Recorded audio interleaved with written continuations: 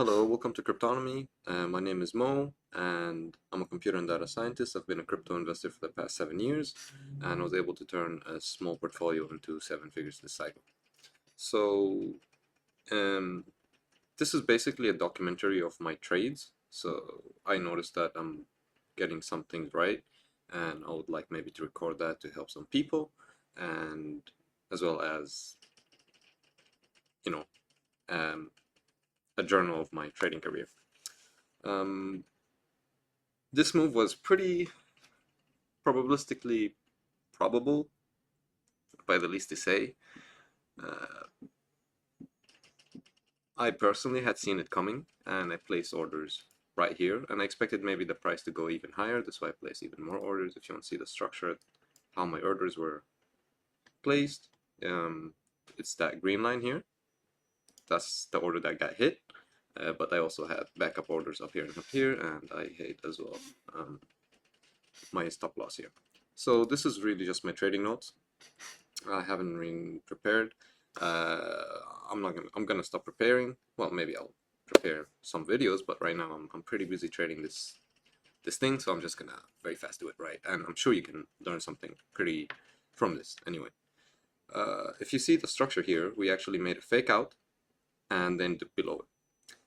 And why was this probable is because if you look at the previous structure, what we do is we sweep the high and then we go low, and Bitcoin did that the whole cycle. So this cycle was characterized by that move.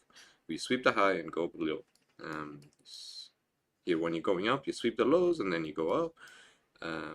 Here you sweep the lows and then go up, sweep the lows, the prior local lows, and then go up.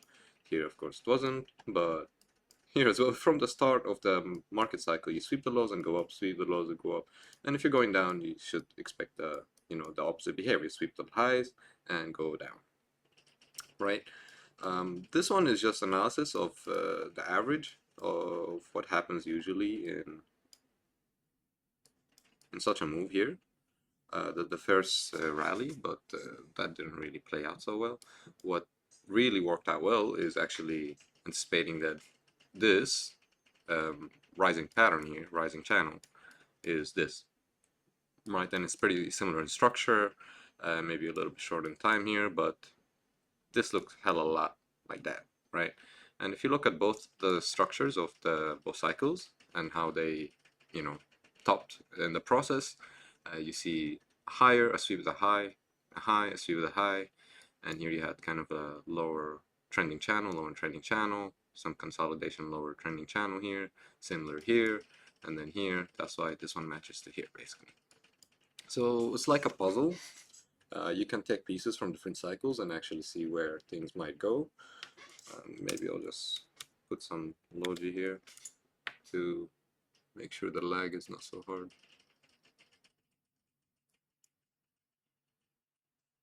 Meanwhile, yeah, what we saw is just a sweep of the high and literally a trending down. So by the average, we should kind of go down if that's the move there. But what's interesting is if you take the snippet from this here, then it matches very well with what happened right here, as you can see. So we might just make another rally based on this price snippet structure and then continue our way down. Successful update, camera, yeah. Perfect. Now it's a little bit faster and we can readjust the camera view. Okay, so yeah, by that pattern structure, we should be going down soon, and I've been tracking that like way before. It's been pretty accurate so far. And if you take the 50-day EMA, that's really acting as resistance here. I think we're not gonna sweep that. We're not gonna go above it. It's gonna be good support, resistance, sorry. Yeah, so we've talked about that structure, and see the high. Here's the orders, how they were placed. And what's interesting is we actually topped on 4 of March. So if you check prior cycles, then really March is here on 3rd of March or something, we thought. But here we sweeped it one more time before going down, so that's also a possibility. But where I think we are is performing this structure, and we're gonna find some kind of weakness in March to April, right, to May. So this is why I believe we are going down. Those months are, you usually find the strength in early March, but you start to see the weakness in late March usually, but not in the cycle. We carried out the strength into end of March. Probabilistically speaking, uh, the time for a downtrend is pretty soon, and I'm positioning myself for that. My personal size is going to be one of the largest sizes I've placed so far, so I'm really looking forward to this trade. And what's important when you trade is make sure your risk to gain ratio is asymmetrical. So if you place a trade, make sure you lose 2 to 5%, but if you win, make sure you get that 20 to 40%, right? And how do you get that is by anticipating where such moves can happen, placing some trades, and progressively increasing your capital as you're being proven right? And for example, what I would do here is I'll place a trade here. Not one trade I took here, of course. I took one, and then I placed here and here and here and here and all the way down, and even here. So I'm gonna keep, if we break that low here, or I have another trade place here. Below that low, I have another trade place, because each price movement gives me some kind of information, and I adjust my capital based on the information. So if we go higher, I'm gonna probably reduce my exposure, but if we go lower and I'm proven right, I'm gonna increase my exposure, and that's how I benefit from asymmetrical trades. And I usually find 5 to 7% a good level placing stops for Bitcoin, because it's difficult to get 5 to 7%. It does happen. It does happen within a day, so you can adjust it. It does happen, but rarely. And if you place it on good zones, then you can be very well safe. For example, important moving averages, above important moving averages, above prior highs, and a little bit above them as well. That's good. You keep a little buffer. So when you're wrong, you're right, but the price just goes a little bit against you, the stop should prove that this thesis is wrong. Not how much I'm going to lose money, but if the price goes here, plus some margin of error, my thesis is wrong and I should exit. Right. That's the way to think about it. So yeah, if you see, literally we just touched that line. Interestingly, my line here was placed some time ago, and it corresponds to literally just there. That's the place where we got an euphoric move, and therefore it is significant, right? So we should probably keep an eye on it. And my target really for this drawdown that is coming soon, of course that's another snippet that I took, but it's kind of a little bit late, but it gives us an idea. The price should move a little bit. It doesn't mean it should follow it, but it eventually would follow it with some standard deviation. Probabilistically speaking, it could. Might as well just go up and, of course, break the trend. But so far, it's carrying that move. So if we go down, I do expect us to be between the 40 to 50K range, right? And this is where I'm going to exit my position, because that's an important support level, and I think that we're going to press the brakes there. But if you break from here, you're going to accelerate down, because you accelerate up here, you accelerate down here. You see how, for example, here that happens, and here you get that consolidation period near each other. But if you not have any support, you just break down to the next level, as you can see. And that literally corresponds to kind of like that, right? You get that here, and then the first top, right? And then that here. So that kind of corresponds to that. And we see here we did stop, we wick below it. I think we're going to follow a similar structure. The price structure is very similar to the old cycle. It's like not so much of the macro has changed or something. It's pretty interesting. Don't argue with the price. Just follow what it does. The price literally precedes everything, but of course it should be validated by micro. I usually place my bias on macro, so I think this year we're going short. We're bearish, so I only trade on the short side, right? I don't trade on the long side in bearish times, but I believe in 2027 we might actually kick things up. Maybe, possibly, let's see if World War III doesn't happen. Then I will trade only on the long side because probability is on my side. Trading profitably and speculating in the market is all about probabilistic thinking, and you should just do everything you can to increase your odds of actually achieving a profitable trade rather than gambling your money away. Because people get what they want from the market, and if you want to gamble, you're going to lose your money. But if you want to win, you will know how to win. You will know what to do. Okay, you will know what to do. So yeah, this was a major resistance level. I expected we might possibly maximum go by there, because here we just swept it and went below it very quickly. This move looks a little bit weaker than that, so we might just touch it, but we might go above it. I have no idea. Nobody really knows where the market is going, but probabilistically speaking, this is the way I'm speaking is where I'm probabilistically more lenient, right? Because the market does what it's going to do. It's not going to listen to me. It's not going to listen to you. It's not going to listen to nobody. It's going to listen to everybody at the same time. Oh yeah, well, what's also interesting, so this is like analysis of previous bear markets, and we usually hit that zone. So all bear markets bottoms prior percentage from peak to bottom was between 83% and something like here, right? And that's my highly speculative range, but I'm targeting this zone just a little bit above it. But you might get like something like that to switch into the zone, but that's not really a meaningful trade. Maybe when the time comes, that would be meaningful to think about, but right now I'm not thinking about it. I'm just thinking about this target bear market range, because above the previous every bear market cycle had, this one was 77%, this one was 84%, this one was 86% from top to bottom, and therefore that places a range from 77% to 83% or something, right? So yeah, that's where that comes from. Now, if you notice, just another thing to actually add to the theory, that this is here, you can see the candles, how they actually structurally look very similar. We had two red weekly candles here. Here we had 1, 2, 3, right? This is the third one here. So here the fourth one was the breakdown right after the the green candle, or white in this case. Here white is green.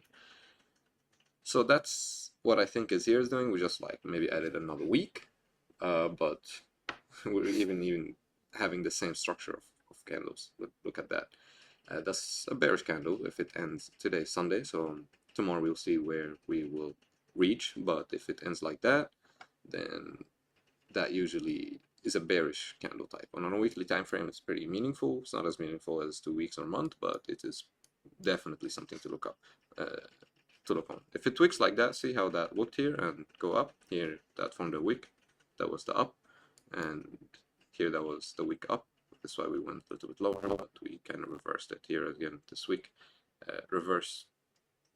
It's this candle type, but in reverse, and you can see what happens, right? So yeah, I hope it ends like that, so we can get a little bit down price. Don't be upset if the market is going down. If it's a bear market, it's fine. You can make money on the way up or on the way down. And if the Bitcoin goes to 40K, wouldn't that be very good to prepare some good, priced Bitcoins for the bull market? That's just so amazing. I mean, like, it's a discounted Bitcoin. It's like Black Friday. Think of it like that. Just wait for Black Friday to get some Bitcoins, and don't stress. If it's a bear market, you have to just treat it as a bear market. I would love for Bitcoin to go higher. I would love for it to be a bull market. Making money on the upside is so much safer, so much easier, so much everything. But trade the market you have, not the market you want, and you will make money. So yeah, if you also take that trend line, we can see that we actually got rejected here. So it's major support. And yeah, that's why I placed my orders here. And in addition to the fact that the wicks here provided some good resistance, so you would see the price possibly bouncing down and then maybe going higher, or bouncing down and continuing lower. So this is why I felt safe placing my orders there. So yeah, here it looks like a downward structure, and I'm waiting for the VWAP to collapse. If it collapses, usually that means meaningful move coming soon. Every time we do that, that's the weekly, by the way. See how it collapses go up, collapses go down. Here even collapse here, go down straight away, collapse, go down straight away, collapse, go up straight away. Usually it means either continuation or consolidation, like here, but most of the time it means a major move, either upswing or downswing. So VWAP, that's the Jesse Livermore speculative chart. So if it was a bull market, we should have done that, right? But we have seen the weakness here and the volume. That's why we actually decided that it was a bear market way back in October, because one of the reasons is we were not following this in terms of volume and price action. The price shouldn't have hit here. After the 7 point, we should just break out, as you can see here. With of course I'm not gonna explain the volume and stuff, right? But if you're interested in it, you can do some research and maybe you can in the comment ask me for how to analyze that. But yeah, we decided the bear market was bam bam very early on. From one of the reasons is that. So yeah, that's another price structure. If you take the full move from the bear market here, and you put it here, you can see that we are pretty well following it, right? Here, consolidation down, right? The timing can be off a little bit. That's normal. It's deviation. I mean, it's not going to be a copy paste. History does not repeat its rhymes, and therefore, I believe if this went down here, maybe the downward here is coming soon. And again, yeah, that's my prior target, but I think we were going here for some reason, right? Yeah, we wick down in the 40 ranges, for example, if you place your sell orders here. And here it says we go down here, but I am really looking to take over that. But for my other analysis suggests that we're gonna be a little bit lower than that. So the framework is getting a lot of points to indicate a direction. So not 1 or 2 points, but a lot of points need to communicate an idea. And by the aggregate conclusions that I get from my analysis, I do think we're gonna wick here, right? One of the reasons, this is so simple, but it always works for me. If I want to know where the price goes, I do that to the most recent move, and I take that, and I take it to the top, and it does work. It does work. It always works. I don't know how. Not always, but pretty close, pretty close. So if you do that as well, right? If you take here, for example, right, from the top here to the bottom here, and you move that, I hope we can move it nicely. You can see that it kind of worked, right? We did reach here, right? It's not about the time, it's about the levels, right? So you can just simply do that, and it does work. So yeah, I'm gonna just you can pause it and really analyze this yourself, but this is how I analyzed the bull market. This was one of the first charts I did ever when I was like investing to Bitcoin here, and I started to see that everything was fitting like a jigsaw, and then I was like, wow, that must be the top. That was the reason as well why I thought it was a top, because that just looked way too similar, and therefore I exited my position here. This was pretty cool how just that area was pretty significant in how you break levels, but here it stopped kind of working. Yeah, so that's, I'm not going to talk about that. Nope. Let me see, do we have anything else important? Yeah, we did not actually touch the 200-week SMA, but we got pretty close to it. So in previous videos, we said we're going to get pretty close to it, and we actually did. The next one is the 300-week SMA, and it fits right around here, but we could even wick below to the 400-week SMA, right? Nah, no.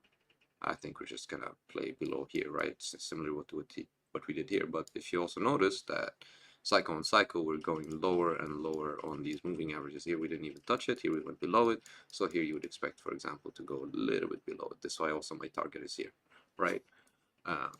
It's an aggregate. I get my conclusions from an aggregate point of view on a lot of charts and a lot of data points.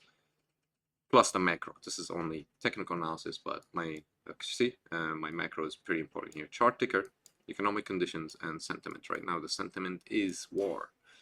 It's bearish, and usually you think, why would Bitcoin go up during times of war? I mean, that doesn't make sense, right? But usually during shock times, we go up not in the intended direction, but a lot of leverage gets wiped out first, and then we go in the right direction. And this is what we're seeing right now. One more thing I want to talk about actually is leverage.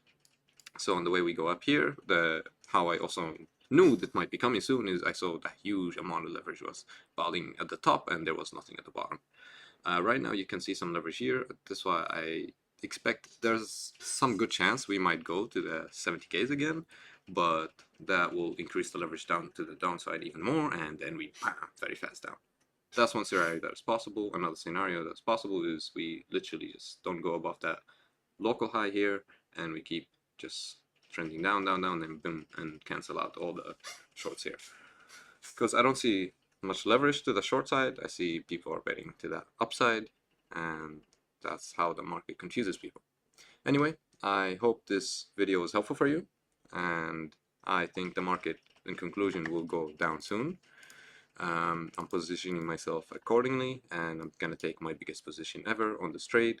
I hope I am right. We can all be wrong, and possibly I can be wrong too, but just remember, this is not financial advice, but everything is said here for the cash purposes only. But when you're wrong, make sure that your lesson, your tuition cost is not high. And when you're right, make sure you make a killing. But when you're wrong, make sure you understand how much is your loss, how much you could lose on that idea, and how much are you willing to spend on that idea if you could lose. The goal should be capital conservation and, increasing it rather than